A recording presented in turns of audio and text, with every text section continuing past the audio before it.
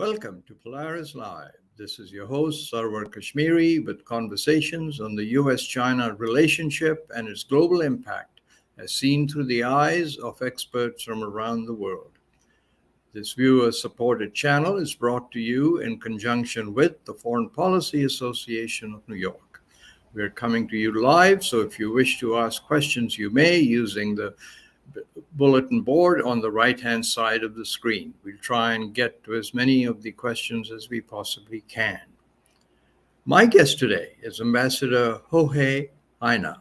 Ambassador Heine is research professor at Boston University's Frederick S. Pardee School of Global Studies and interim director of the Frederick S. Pardee Center for the Study of Longer Range Future. Ambassador Heine is an IR scholar and diplomat with a special interest in the international politics of the Global South.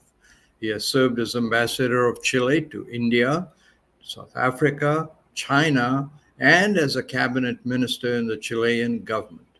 He's author of numerous publications and reports, including the recent bestseller, Latin American Foreign Policies in the New World Order: The Active Non-Alignment Option. Welcome to Polaris-Live, Ambassador Heine. Thank you, Sarwar. Thank you for the opportunity. Thank you for coming on Polaris-Live. Listen, your new book is called Latin American Foreign Policies in the New World Order: The Active Non-Alignment Option. What is the active non-alignment option, and what drove you to write the book?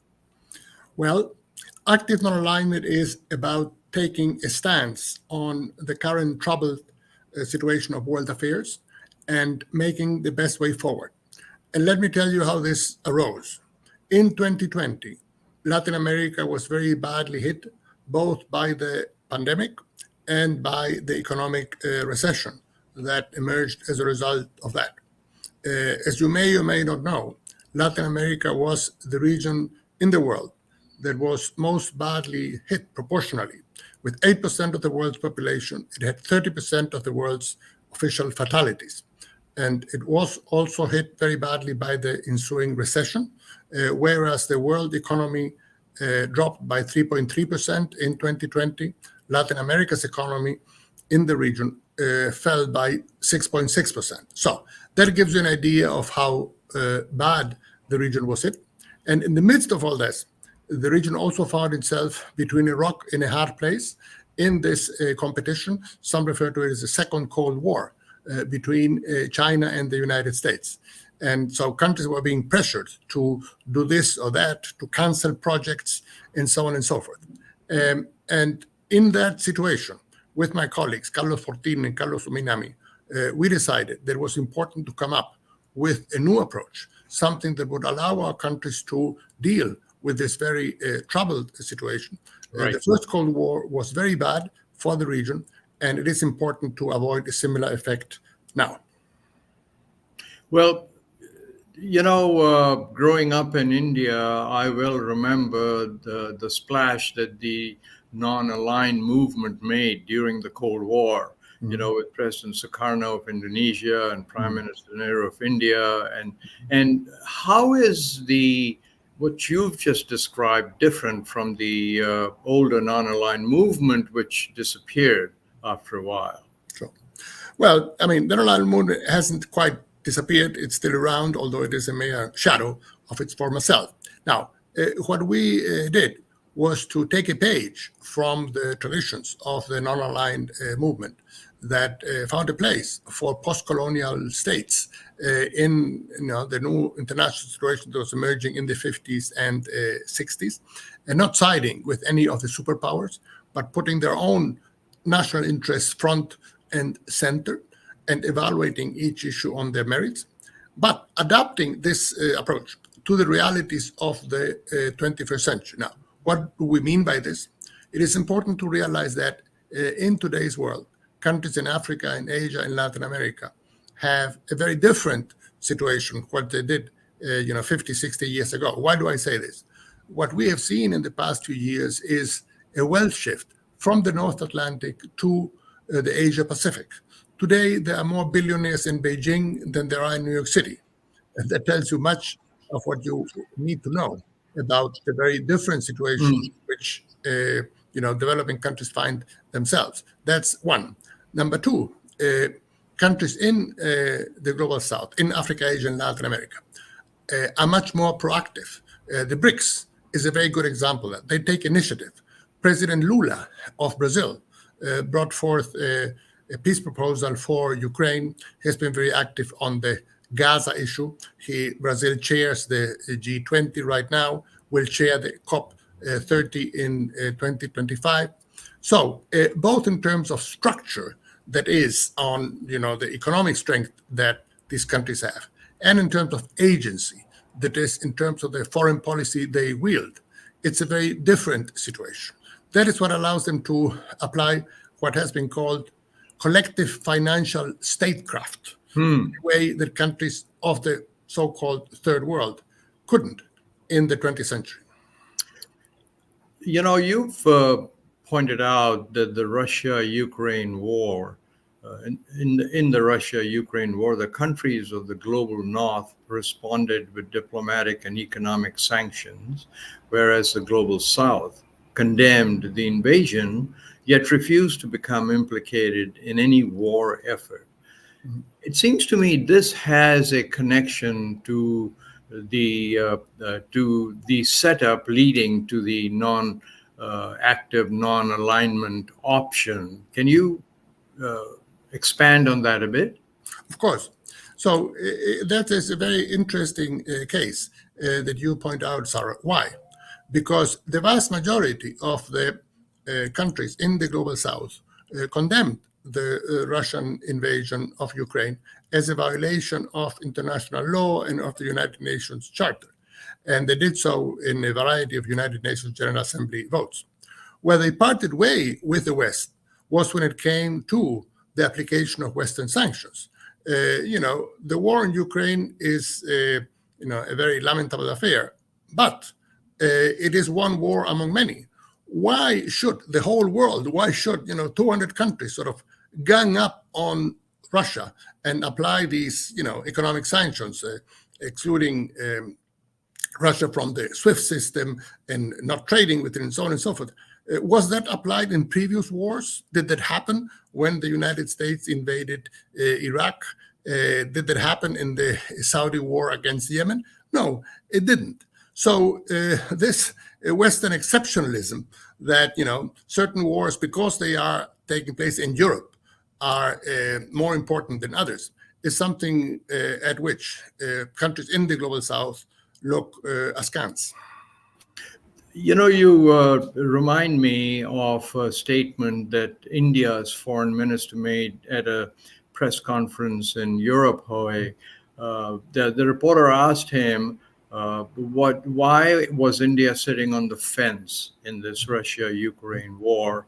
And his answer was, as I recall, India is not sitting on the fence. We are standing our ground. It seems to me that's another way of saying exactly what you've said, isn't it? That's right. And I must say, Foreign Minister Jaishankar, whom I know well and who was kind enough to release our book on active non-alignment in New Delhi in February of last year, he also had another phrase that it seems to me that reflects this current situation and India's position. And it was, and I'm paraphrasing, that Europe must get out of the mindset that the Europe's problems are the world's problems, but that the world's problems are not Europe's. Yes. And that, it seems to me, is one of the best, definitions that has come out of the current situation.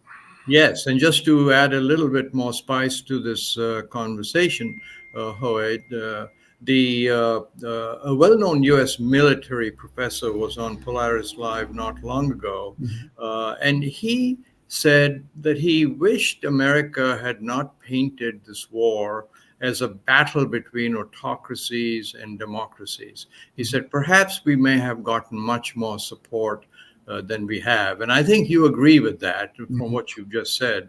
Yes, absolutely. The trouble with that statement, of trying to underscore that somehow the war in Ukraine points out that the main cleavage in the world today is between democracy and autocracy, is that, it doesn't correspond to reality. Some of the biggest democracies in the world, say India, Indonesia, Pakistan, Brazil, Mexico, have not sided with the West on issues, say, like, sanctions on Russia and others. So, reality doesn't square with that statement. It squares much more with my argument, that is that the war in Ukraine, also now particularly, I would argue, the war in Gaza, has underscored that the main cleavage in the world is between North and South. And would you also say, while we are on the subject, that the continuing killings of Gazans, children, women, men, has visibly damaged the northern image as helpers and development aids and so on? Do you think this is a permanent scar, or do you think this is something that'll go away depending on or fade away, not quickly, but at least in the long term, if the West changes the direction somewhat? I think that's an issue that confuses a lot of people. It does. I just heard that Canada, which had been a staunch supporter of Israel until now, will stop sending arms and weapons to Israel as long as the war in Gaza continues. So I think that is a welcome development. I would hope the United States would do the same, although there are no signals that will happen. But I will say this, Sarwar. Until now, I see Gaza as a real turning point. Why do I say this? Because for much of the post-World War II period, there has been a certain narrative about the West as a champion of universal human rights, and that the West would stand for defending those rights wherever they were trampled upon. Now we have a situation in which 31,000 people have been killed, 13,000 children. More children have been killed in Gaza in the past 5 months than in all wars in the world in the past 4 years. Wow. And what does the West do? Well, it doesn't do anything meaningful. Some words are uttered, but in terms of taking effective action to stop this massacre, nothing is being done. So it seems to me that is something that people in Africa, Asia, and Latin America are looking at in horror. And they are saying, well, it turns out all this talk about defending human rights was about defending human rights when it comes to Europeans. Why should the human rights of Ukrainians be more significant than those of Palestinians? And that is something that the answer, of course, is because Ukrainians are Europeans and Palestinians are not. Now, that is a very unsatisfactory answer. I want to remind our viewers, Ambassador, that Polaris-Live is a non-commercial, viewer-supported channel. You can help us go by subscribing to our YouTube channel, adding your name to our mailing list at kashmeri.com. There is no cost for it, and it will really help us. And now back to our guest, Ambassador Jorge Heine. Mr. Ambassador Jorge, shifting focus to the Belt and Road Initiative, major focus of China's grand strategy. 22 Latin American countries are part of China's BRI. China's growth in trade with Latin America since the year 2000 alone goes from $12 billion to $485 billion. Chile sends 38% of its exports to China. Under BRI, the port of Chanquay, if I'm pronouncing that correctly, in Peru, will this year become the biggest and most modern port on South America's Pacific coast.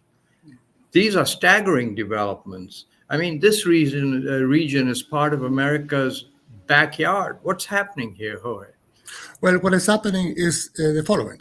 For much of its 200 years of independent history, Latin America related basically to two other international poles, as it were, diplomatically, commercially, financially, the United States and a couple of European countries. Suddenly, in the course of the past 20 years or so, in the current century, a third player has come into this mix, and that is China, as reflected in the figures that you just mentioned.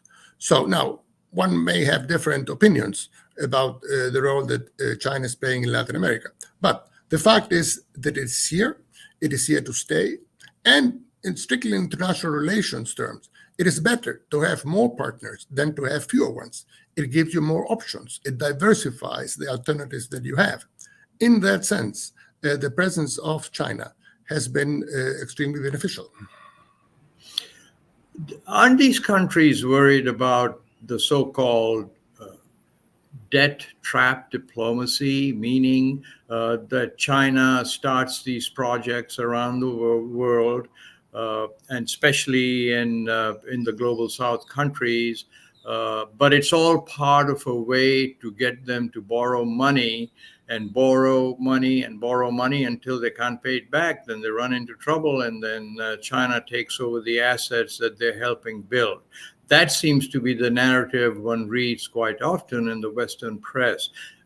Aren't these countries in Latin America worried about the debt trap diplomacy? Well, I will say this. The issue of debt trap diplomacy, which is a standard talking point of Western capitals on China, has been thoroughly debunked. And the fact that it is still being used as a talking point by various Western leaders makes them lose considerable credibility in Latin America and elsewhere. Why do I say this? First of all, from a strictly empirical point of view, various scholars like Deborah Breutigam from SAIS at Johns Hopkins University have studied the issue. And they have concluded that it is not true. The fact is that on many occasions, China has been willing to renegotiate debt, kick the can down the road, look for alternatives in the case of countries that cannot pay. And so that's number one. Number two, from a strictly conceptual point of view, Otto von Bismarck, the famous Iron Chancellor of Germany, defined diplomacy as the art of making friends abroad. Well, if debt trap diplomacy is the art of making enemies abroad, why would China get in the business of making enemies abroad by trying to seize other countries' assets? I mean, it doesn't make any sense. So this whole canard of debt trap diplomacy has been thoroughly debunked, and there's no basis to it. I'm going to take a question. We've been getting a series of questions as you and I have been conversing. This one says to Mr. Jorge, sir, do you see the PRC's nuclear reactor deal with Argentina as a strategic and geopolitical coup to Monroe Doctrine in Latin America? And what's your comparison of it with USSR's nuclear missiles in Cuba during the Kennedy years? Sure. Great question. Well, first of all, I think there is really no comparison. Nuclear missiles are obviously an offensive instrument of war, and that is very different from a nuclear reactor, which is destined to generate energy. So we are talking here about, apples and oranges. That is number one. Number two is that Chile's countries in Latin America need energy, they need infrastructure, and what we have seen in the course of the past few years is that China has been moving quite assertively to provide that infrastructure, building ports, building railways, building tunnels, bridges, and so on, which is what the region needs to increase its competitiveness. So that is what Argentina has been doing. And we'll see what transpires under the new government of Argentina, the government of President Milei, who has been very critical of deals with China. But that is where we stand now. Thank you for that. I'm going to ask you a question that is slightly different, but I think related to the region that we're talking about. The word communist, as in China's government, seems to be an automatic turnoff for many Americans because it reminds them of the Soviet Union. How can we ever be friends with or trust a communist government? Mm-hmm. Do you think there's a need for people to better understand what the Communist Party in China is, not all Chinese belong to the Communist Party, and that there are major differences. I mean, I read in a Harvard report that more than 80% of China's economy is a market-driven economy, even though a communist principle underlies the economy. And as you pointed out, there are more billionaires in China than there are in New York now. So I'm just asking this question, which I've increasingly asked myself, is part of this tiff between America and China that impacts the global South and everyone else. Might better education about today's Communist Party in China help? Well, I will say this. Obviously, the term communism and the Communist Party is something that evokes, in many cases, negative reactions in Latin America, as it does in the United States and elsewhere. That is a fact. The second point that has to be kept in mind, though, is that in today's world, as opposed to what happened in the 60s and 70s, China was bent on exporting revolution. And I remember at university, there were groups that distributed Mao's Little Red Book and argued for, peasant uprisings and so on and so forth. Today's China is not in the business of exporting revolution, nor is it in the business, really, of exporting its own political system elsewhere. In Latin America, there are very few, if any, people and parties and organizations that want to emulate the Chinese political system. So that is not really what is in the cards. What is in the cards is the possibility of establishing a working relationship with a country that offers much in terms of trade, in terms of technology, in terms of investment, and that has already had, as I said, in economic terms, people talk about the China boom that took place from 2003 to 2013, which was very beneficial for Latin America. It is in terms of a very pragmatic relationship with a country that has much to offer as far as development is concerned. In Latin America today, the main concern is development. The reason for this is that the region has not been performing up to par in terms of its economy. It has been growing at low rates. There are still many significant poverty issues and unemployment issues that need to be tackled. On that front, associating ourselves with China on a variety of fronts, as we have with the United States and as we have with Europe, this is, it's a pluralistic world, is something that offers alternatives, and they are being taken advantage of. Again, I'm reminded of a expert from Indonesia who was on Polaris-Live not long ago, and she mentioned that Southeast Asia, very glad that America stepped in during the Cold War, after the Cold War, and helped maintain militarily the peace in that region, and that they didn't have to spend the money on defense as they grew their economies. But she said, now America should realize that what we need is not more artillery and bombers and jets. We need ports, we need highways, we need air and sea ports, we need technological help. You broadly agree with that? Yes, I would. I mean, the whole point that I was stressing earlier is that China's Belt and Road Initiative, that is now, in its 10th year, and has invested around $1 trillion, and mostly in the global South, in Asia, in Africa, and in Latin America, has precisely brought the type of investment in infrastructure that these countries need. Now, what is very interesting is that for much of these 10 years, this effort was derided in Western capitals, saying this is debt trap diplomacy, white elephants are being built, they get countries in hock and to pay debts that they cannot afford, and so on and so forth. But now they have changed their tune. They have realized that actually ports and bridges and railways are needed. So you have the extraordinary situation. The United States and Europe have committed to building a railway, the Lobito corridor, from the Congo to Angola. When was the last time you heard the United States supporting a railway project in Africa. I think this is a first. Now, why is it happening? Because China has built railways in Ethiopia from Addis to Djibouti, in Kenya from Nairobi to Mombasa. And both Europeans and Americans have realized, well, there's an actual need there. This is not something that has been, invented by the Chinese. This is needed. And so they are getting into the action as well. And I think that is most welcome. The more, the merrier. Well, we spoke to a longtime American diplomat, an AID person who has worked in Asia and in Africa.